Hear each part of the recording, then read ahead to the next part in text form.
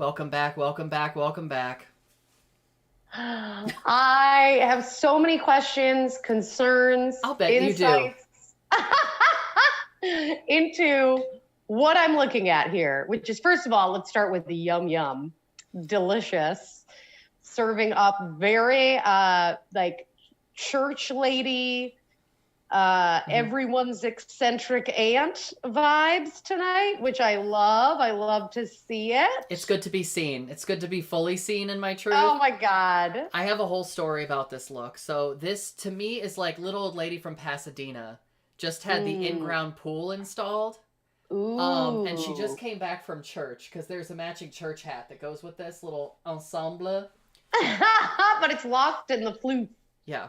And honey, ever since I moved to the Deans, I've just been looking forward to having a nice dip.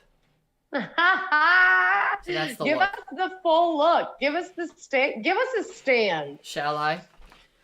You know who else this reminds me of is Marge's sisters from The Simpsons Ooh, yes, yes, yes. The with chain that hair. smokers. Yeah. Ah, So I love it. I'm obsessed with this cape dress silhouette that came in I really in the am. 60s, but it was kind of like not really popular until the 70s.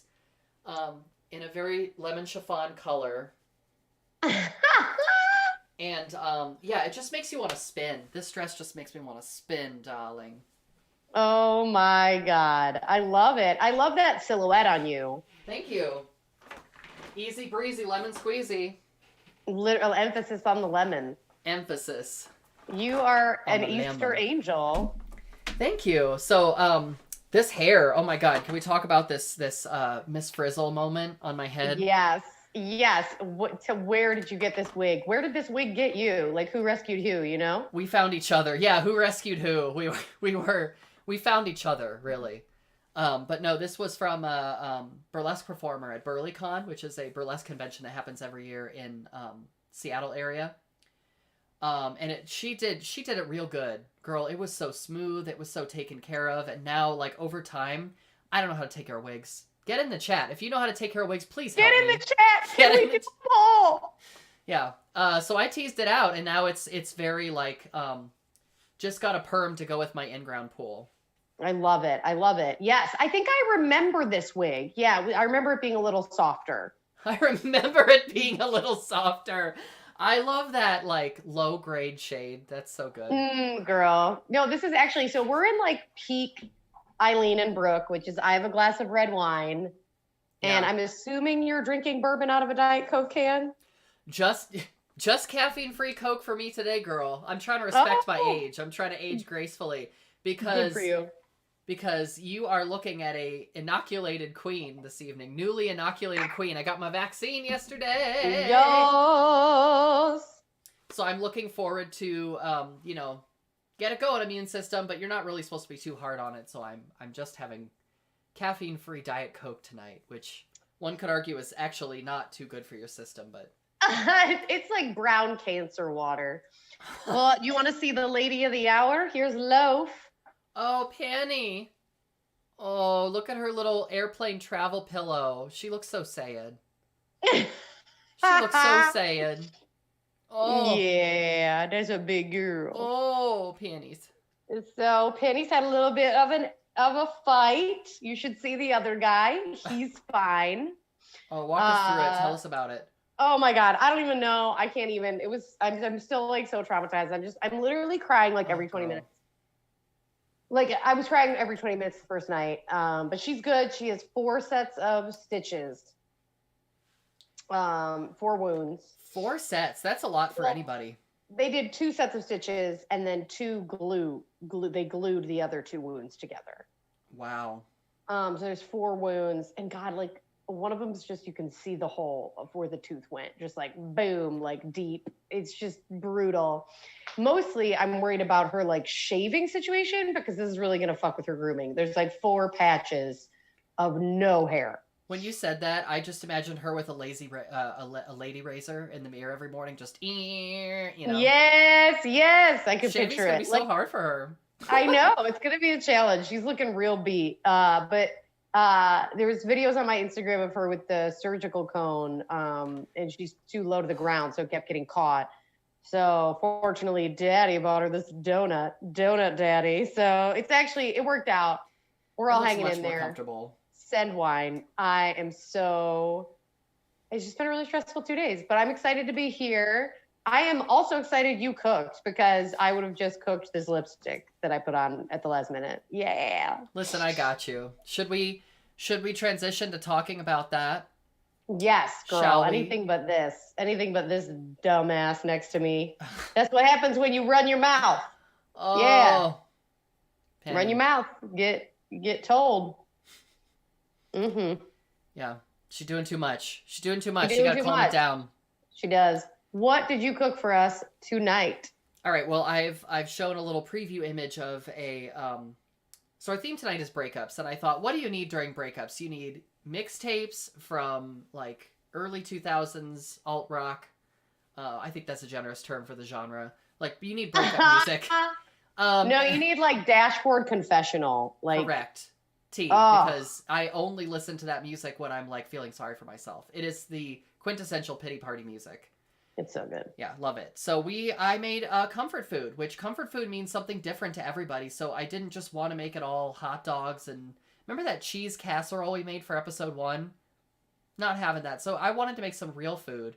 So what I made you was a Louisianan jambalaya, which is not really in my personal history, but I do really like it, and I find it very comforting because it's warm, it's kind of spicy, you know, it's complex and layered. Comment in the chat with your favorite comfort food or your favorite breakup song. We'd love to hear them both. Yeah. Give it all to us, baby. Give it all to us. Give it all. Misery loves company. So, this is an Instant Pot dish. So I didn't have a lot of time today, so I just threw it in the pot. And it doesn't it doesn't cook for very long, but you can prep it in the morning and then just turn it on. It cooks at high pressure for like 8 minutes and it vents for 5 minutes and then boom, it's done. Oh my God, that's so nice. Mm-hmm. So for the lady on the go. What is like the most surprising ingredient? That's a really good question. I honestly, if you're familiar with jambalaya, I don't know if there's anything that's really that surprising in this because it's got your andouille. I love an andouille sausage. It's got bell peppers, scallions you throw in at the end. It's got a chopped onion. It's got chopped celery, white rice. So it's really just like a nice stew. What kind of spice blend? Stew. Well, so I'm very uninitiated in this culinary tradition. So I went out and I got the little packet that says Creole seasoning. Yes, I bought that before. So scratch like, but also with some major help. Oh my God, like semi-homemade with Sandra. What was her name? Oh, Sandra I don't remember. Oh my God, are you serious? So semi-homemade was the show on the Cooking Network, Cooking Channel. I don't know, Food Network, whatever. Yeah, it's been a long week. Food Network Cooking Channel. And she would just be like, you just take this can of Coke and this cake mix, and we're gonna coat it in, and we're gonna use it for a chicken batter. And everything, and she was always hammered. She made like the most ridiculous cocktails. It was the best. I love that. She's not the viral video with like 2 shots of vodka, and it's just like. Oh no, that's Barefoot Contessa. Oh, is it really? I love her. Kazoons. We have some great responses coming in the chat too. So, I'm ready. Sarah Bibick says just cheese. just cheese. That's also a great drag name. Keep going. Yeah, just cheese. Oh my God, Harry Cleavage. That's a great drag name. Just heard that before. Yeah. Anyway, I'm sorry, I'm getting sidetracked. So Sam says "Cold Hearted Snake" by Paula Abdul, breakup song. Oh my God, that's Paula like an Abdul. actually good song. Yes, that's fair. That's very fair. Also a good drag song. This is just going to happen with everything everyone says, just so you know. Yes. And then Dominique Alex says favorite comfort food, potatoes or ice cream. Yeah, I mean, you can't go wrong. No, I feel like what's your favorite, girl? Ice cream is my go-to. Even like now that I don't do dairy. Oh man, Jenny's Texas sheet cake, dairy-free pint. Get out of here. Oh, I love the Texas sheet cake. And because it's dairy-free, I feel like my system is starting to slowly shut down. So I can't metabolize the dairy as well as I used to be able to. I would call it a sensitivity, not an intolerance. You know? Fair. Yeah, I think that's fair. I'm homophobic towards cheese. I'm tolerant. I'm tolerant of cheese. I don't Yeah. want it in my house. You know what I mean? But just keep it out. Keep Yeah. it out. No, I love it. Shout out to Jenny's dairy-free flavors that did get me through my divorce. Shouts. Unofficial sponsor of my divorce. Thanks, Jenny. Jenny's dairy-free bites. It was, she didn't know it. You know what I mean? Yeah. Thanks for keeping us together. I mean, seriously. I think mine is pizza. Anytime I'm having a little pity party, I reach for pizza. You do. And you reach for Tommy's Pizza. Oh, so folks in the chat, no.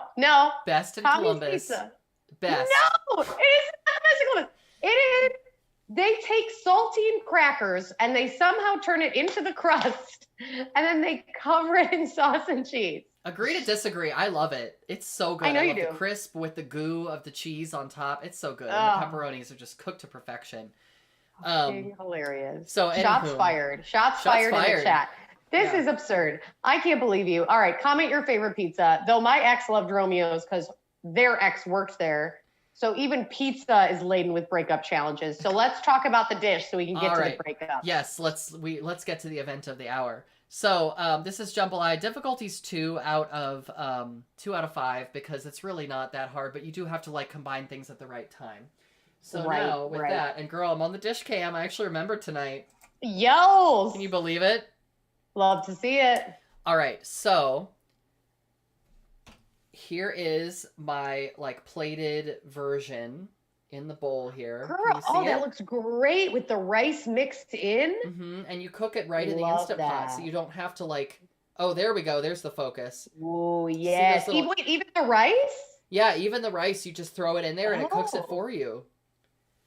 Girl, now, with those gloves, get out. Well, get out. Pro tip, ladies. You know, you have to remove your gloves before you eat. It's an essential. So, excuse me for remembering not to do that beforehand. Okay. This might be the campiest look I've ever served on this show. I mean, the night is young. All right, what's the verdict? It's so good. I was worried it was going to be too spicy because I like it mild. So if you want to add more spice, you could throw some cayenne in here. You know. Okay. Or just more of the Cajun seasoning mix.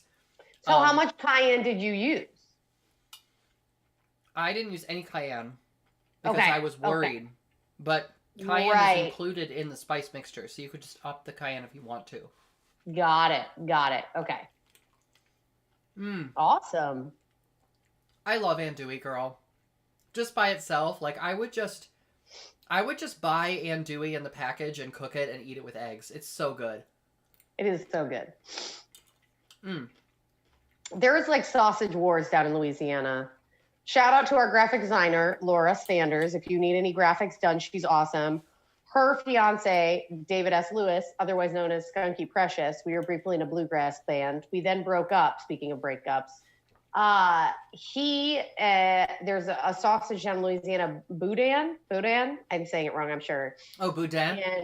And it's like meat and rice and spices all within the casing of the sausage. And I'm like, what efficient way for a full ass meal? Like, no, just put the rice in the fucking sausage. Do you know what I'm saying? Like, don't even separate them. And I love it, but there were like riots in the bar over who made the best homemade boudin. Sausages are so good for processing and preserving food. You know what else works really well? Processing and preserving grief. Yeah. You know what else works really well is encasing it in gelatin. Oh my God, we have to put some sausage in some gelatin. That's what we have to do. Why didn't we think of this sooner? I know. All right, girl. So let's get to the event of the evening. I'm going to switch us back to the main chat here. Do it. All right, so breakups. It's a tough time in anyone's life. So how do you cope? How do you do it? Do you keep in touch with people after the fact? How do you do that when you don't want to talk to someone anymore? I need to hear from people in the chat because I know my lesbians are out there because a few of them have already commented. But I try to stay in touch, and no one ever wants to. And I don't know what's going on. So tell me. So here's the thing. I will say when I end it with people, I get why they don't want to stay in touch, right? Like that, I understand. But even when it's like seems to be mutual, I think I'm just like a fucking wrecking ball. I think I'm just a really big force. You know what I mean? Oh my God. One of my ex-boyfriends, shouts if he's watching, said to me once as an insult, he was like, in our breakup fight, which I very rarely have like fights that are exclusively the reason we're breaking up. What's going on over there? I'm having a I've contracted a touch of the wonky lash. Excuse me. I've been trying to lift it, but I keep noticing on the little monitor, which is, it's bad for me to have a place where I can look at myself during this because I am very distracted, but this lash keeps falling. So I'm so sorry. Please continue. No, you're good. We want to focus on the lashes. And you're breathtaking. Oh, thank you. And he said to me in the breakup fight, I just can't keep up with you. Like, you have too many good things happening in your life. Like, I wanted to celebrate things. I wanted to be like, oh my God, I got this show. Oh my God, I got this opportunity. Oh my God, this happened at work. And he's just like, I can't keep up. And I was like, bye. Right. So okay. So I guess from his perspective, it could be like, hey, I feel like maybe it's hard.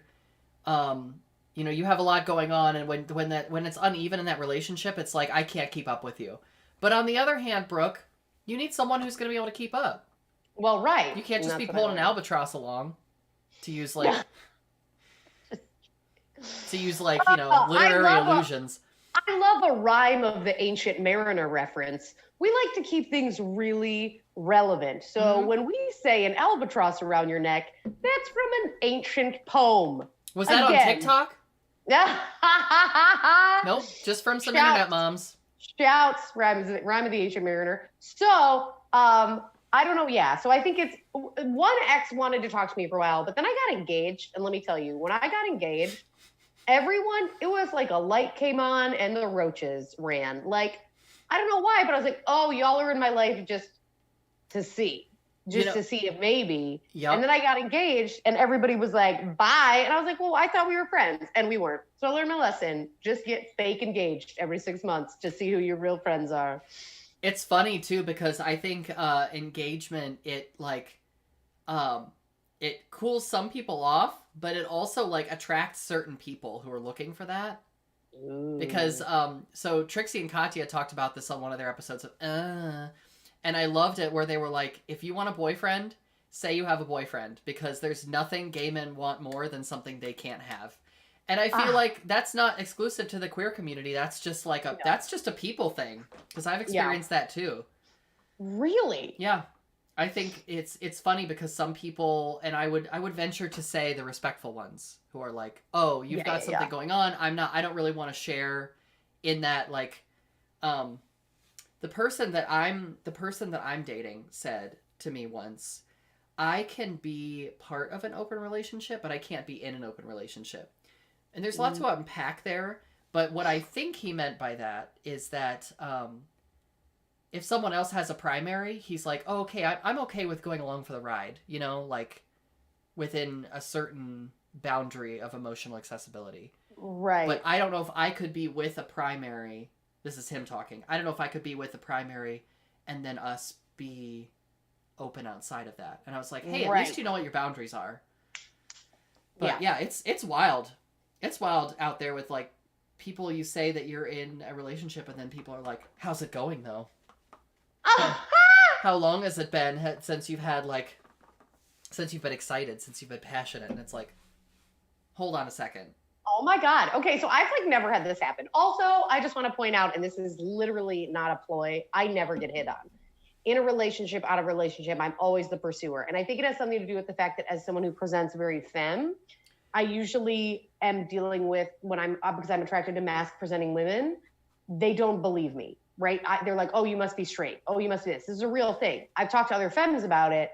So it's like, we have to be like, no, I want you. Like, it almost has made me more aggressive or assertive, I'd like to say, in like partnerships. But I really do think the people I am attracted to, specifically queer and mask presenting women, cis and trans men who are on the mask spectrum, don't actually think like I'm interested in them.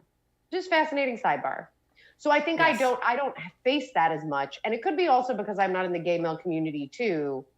But lesbians are creeps about that shit too. So no worries, ladies. We're all doing it. Yeah, I don't know if this is gender specific, and I'm always resistant to gender essentialism, which if you're not familiar with that philosophy, it means that there are essentially difference between men and women.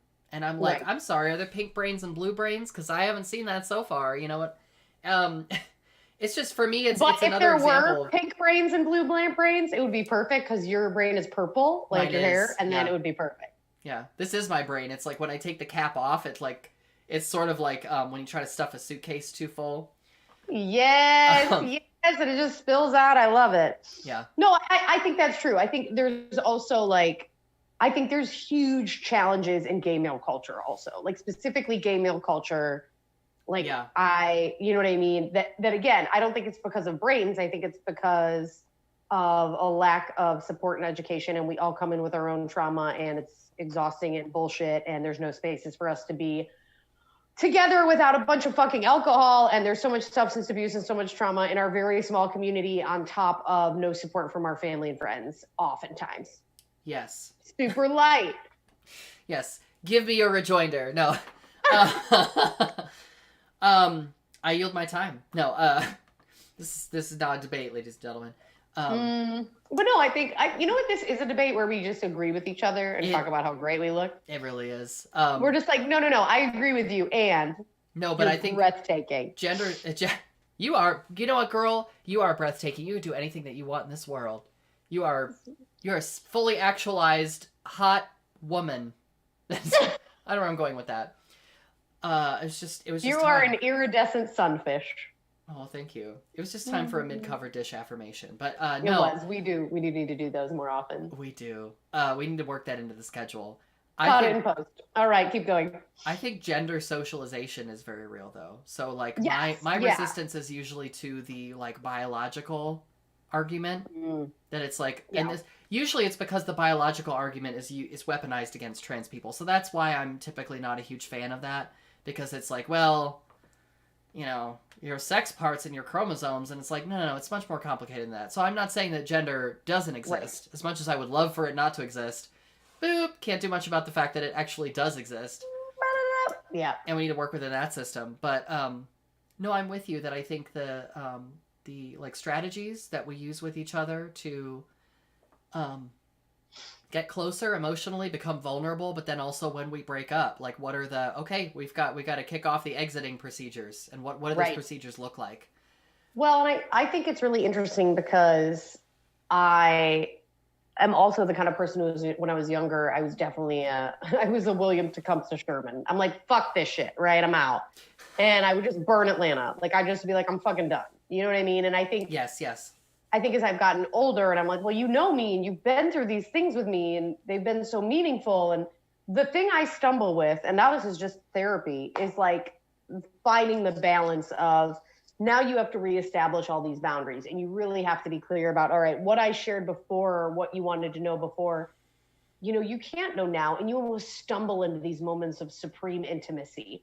So when you're talking with your ex-partner, right? Like, let's say you're getting coffee and then you're like, oh, I talked to my mom. Your partner knows so much more about your relationship with your mom than most of your friends, right? Just statistically. Mm-hmm. So they're like, oh, how is she? And everything's loaded. Everything's just loaded. The stakes are high. It just feels different. So even if you try to establish a friendship, is it a friendship? Or is it you just kind of walking around without truly establishing those boundaries and sticking to them? Like, can you undo the intimacy, right? Can you just be like, oh, you had a conversation with mom, how's she doing? Without knowing the immense history or the pain she's caused you. Not in my case. My mom is an angel on this earth. Who just lives in Ann Taylor sweaters and drinks Chardonnay. Shout out to Kath. You know what I mean? Shouts, Kath. She doesn't watch the show. Shouts, Kath. You know, but can you walk it back? I can't. I know that about myself. I can't walk it back. So I'm like, if we're going to be in I can't undo what I know. Yeah. Well, you know, that's when you get really close and you do achieve a high level of emotional vulnerability. And this is where I'm less experienced because I've only been in one long-term relationship in my life. We did break up for 4 weeks once. Okay, you have to tell that story because I have 80,000 breakups, and I'm going to tell 2 of them. They're very short and hilarious, but you go first. So I've had one really long-term relationship that has been open for a long time with a lot of long stints with side B-boos that ended for various reasons after a relatively short amount of time. So that's a kind of breakup too, but it's not the same as like, oh, we were together for 2, 3, 10 years and now we have to suddenly unspool all of the ways that we're connected with each other. And that runs the gamut from sharing assets to parents, in-laws. That's like your parents are still reaching out to me. You know, how do you deal with that? Your parents like me more than they like you. You know what I mean? Like that's difficult. Yeah. But yeah, and Sam says tried to stay in touch, but slowly I learning. was trying to read the comments. What did they say? So Sam says tried to stay in touch, but I'm slowly learning it's better to let them go. I tend to burn bridges. Divorce is really trying my patience, though. So I mean, it's all depends on. It's kind of like your relationship with your family. Yeah. You know. Yeah. Is it? Hey, Mary Kondo, is it sparking joy? Because sometimes if it's not serving you, if it's not fulfilling you, if it's not nurturing you, and it's actually holding you back emotionally, if it continues to activate some historical traumas for you, therapy's great. Everyone should be in therapy. Go therapy. Yeah. Just brief plug for therapy, because my family mental health culture is like, therapy's for broken people. And I'm like, no, I don't think so. My family says therapy's for crazy people, so it's either way. Really great. Love it. Also, yeah, really healthy. I think that's really healthy. I think that's healthy. I think that's totally fair, though, because it's also like, okay, am I staying in this relationship, like partnership, right? Or I'm sorry, friendship after a partnership, like for the right reasons? Or am I doing it to prove something, right? Where I'm like, no, I can do this. And it's like, you're not winning any fucking awards, sweetie. No one's doing good. There's so many F-bombs tonight, y'all. I'm so sorry. I'm so unfiltered. I'm so tired. I haven't slept in 2 days because I'm a little packing peanut. The most hilarious way I've broken up with someone. There's two. Do tell. Okay. First one, shout out Drew Halliday, 7th grade. I was not Are we naming people on this good day? Are we calling people out by name? I'm so tired. Drew Halliday. So here's what happened. My friend group, a few of them watch this. Hi, Ann, if you're watching. Hi, Ann. I was not the hot one in my friend group.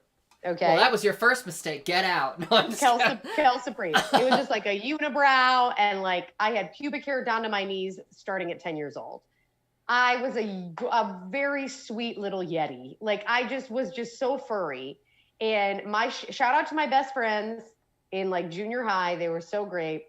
But we all had a sleepover, and they were like, well, we all know who's going to have a boyfriend first. And it was the hot one, which I don't want to shout it out, but Liz Leone, what up? It's Liz. She was the hot one. It's Liz. I don't want to shout it out, but also, it's Liz. By the way, still very hot. So yes. Team Liz, I'm still hot. Team Liz. But I remember thinking to myself, like, oh my God, I have to get a boyfriend before Liz Leone. Purely because I'm like, it's a friend thing, right?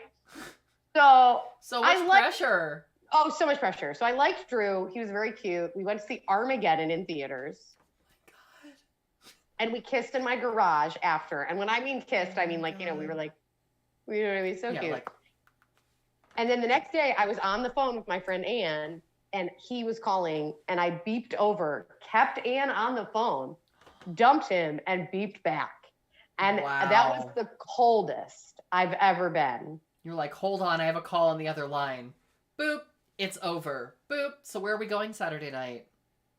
Braces, unibrow. I used to put Gap lip gloss on my eyelids because my mom didn't let me have eyeshadows, so my eyelids were kind of stuck together.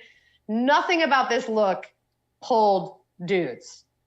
Girl, first of all, that's very ingenious of you, because you have to be ready to use makeup as other types of makeup. That's a very pro tip right there. No, it wasn't pro. It was very sticky. You can't put anything sticky on your eyes. That's I just looked like I always had Bell's palsy. It was a nightmare. Anyways. Oh no. It was not good. Then the second breakup was Rob McDougal. College. Okay. We were in plays together, obviously. And obviously. Okay. Reasons we didn't work. One, he loved his Jeep so much. It was uncomfortable. He loved his Jeep so much he had a Jeep hat that said it's a Jeep thing. Like, I don't get Jeep people. I don't get y'all. You're always in a love triangle with the Jeep and that person. Seriously. And they all nod at each other. It's a whole thing. I've dated Jeep people. I understand. I won't do it again. Anyways, Rob had a Jeep and loved South Park. And he would always ignore me for those two things. If South Park was on, it was over. And anything to do with Jeeps. Even like his Jeep backpack. Like, it was just Jeeps. And he called me on like spring break when we were home with our families or I called him rather, and he was watching South Park with his friends and literally like put me on hold, which back then just meant putting the phone down and watched South Park while I was on the phone. Oh, he had to go. So he picked up the phone to say goodbye, and I was like, actually, we're good. I'm dumping you. Then we were still in a play together, and we had to act together for like 3 months. Wasn't great, but... That's very like Joan Cusack as Debbie in Addams Family Matters when she's doing the slideshow about how she had to kill her parents. So good. Yeah, I love that scene. It's one of my Oh my God, favorites. The line, Morticia's line, but Debbie, pastels.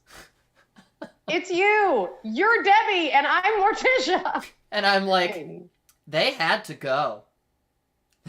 Malibu Barbie. I wanted Malibu Barbie. Yeah. Anyways, I love that she was like clapping at people before clapping at people was a thing. I know. What a great wardrobe. Yeah. Shouts to Joan Cusack's wardrobe and Addams Family Values. Yes. A true delight. A true American hero. Oh my God. Joan Cusack, man, her filmography, what has she not been in? What a deep bench of just different Joan Cusack roles. Versatility, glamour, camp. So much camp. Yeah. So much camp. Gay icon. All right, so... Christine Baranski or Joan Cusack, who is more of a gay icon? Oh, Christine Baranski. She was in... Shots fired! Yeah, for me, it's Christine. If you haven't seen her in Dolly Parton's new Christmas movie, you have to see her in it because she's just walking around giving people evictions on Christmas Eve. She's like the Ebenezer Scrooge stand-in. It's iconic. It's so good. Also, even her role in The Grinch is just pure camp. If you've seen the terrifying acid trip that is Jim Carrey's The Grinch. It's fucking terrifying. Yes. And who could forget her role in The Birdcage? Of course. Of course. Forever. Always and forever. In the air. I mean, who has not had that friend as a gay theater person? Who has not had that friend? Brooke, you would have been that friend for me if we were in high school together. Who was that friend for you? Name the names, girl. Oh my gosh. It was Annie Bobbitt. Shouts, Annie. Thanks. We see each other once a year for the day before Christmas Eve, which we call Christmas Adam, which is really... oh my God, you're such nerds. Yeah, it's really silly, but we've been doing it since 2006. We get together every year in some form or fashion. Sometimes it's, it was virtual last year. But we had to do Grease for our senior high school musical. And I don't know if we've talked about Grease before on this program. I do not like Grease. You know what? It is very gay if you look at it from a certain lens. But I just don't care for it. I think it's a bad message. There's like a couple, Beauty School Dropout is great. The rest of it, trash. Yeah. But I was always typecast as the nerdy kid, so I had to play Eugene, and she had to play the girl with the eating disorder. So we were very upset about that being our last musical in high school. But anyway. Oh, I don't blame you, girl. Here's the thing. Grease 2. I will die for Grease 2. It's so bad. But I think you just have to lean into the terribleness. And you told me about it when I came to visit you. We need to watch it together. We do need to watch it together. Yeah. Probably in a situation like this where I'm just like going to be texting you the entire time and be screaming about it. Because not only is Michelle Pfeiffer in Grease 2 my current style icon, which once you see it, you're going to be like, oh, that's how Brooke dresses. She dresses like Stephanie Zanoni in Grease 2. You realize that Grease 2 really made it so normal to cast 40-year-olds as high schoolers, which is like my favorite thing. I love when they do that. It's a time-honored tradition. Actual crow's feet. And they're like, she's a junior. Well, mostly he. I mean, let's be honest. Women. I'm a sophomore. Didn't you tell? Girl, we can all tell. So let me tell you about the time that I broke up with my partner of 10 years for 4 weeks. Yes! So this is not to always make the trans hour, but it comes up. Spoil, it comes up. It tends Let me get a photo of Penny because she's being perfect. Keep talking. Oh, do it. So it tends to come up. So I delayed the decision to. Oh my God! Shots fired. Dominique Alex says Grease 2 is so bad, and I love it. Okay, I didn't. Yes! Oh my God, Dominique! Come to the watch party. We'll all be vaccinated. Let's do it. Yes, I didn't see that. Also, they commented Jeeple, which I like that term. My God. Yes, I've never heard that. Mm-hmm. And they say they're a Jeep people, so you know what? We welcome you too, as long as you're emotionally damaged. That's the one thing we ask of our audience, is just bring that baggage with you to Cover Dish, because we're gonna work through it together. So anyway, I delayed the decision to start on hormone replacement therapy for a long time, because I didn't know if that decision was for me or because of the images that I saw in Cosmo magazine about how to get that hot summer body. You know what I mean? It's like you're not sure if it's for you or if it's for like the gender zeitgeist. And it's so hard to tease that apart, especially when you're a young person, and I'm still so young. So young. So young. So anyway, I thought about that for like 8 years. And in the middle of that, at some point, it was like toward the end, before I decided to actually start, you know, we had a discussion where I was like, you know what, I've talked a lot about not wanting to do hormones, but I think it might be time for me to try it.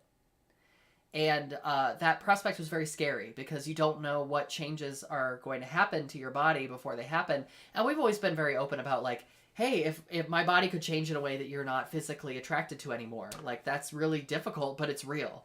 So I think that scared him, and it scared me that it scared him.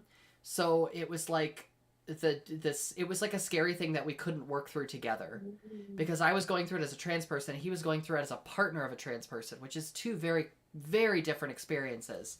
Yeah. So at one point it was just like, give me back the house key. And I was like, oh, I literally was like, here's your house. No, I was the one who gave it back. I was like, here's your house key back. And then he took it and started walking and like took 3 steps away, and I chased after him crying.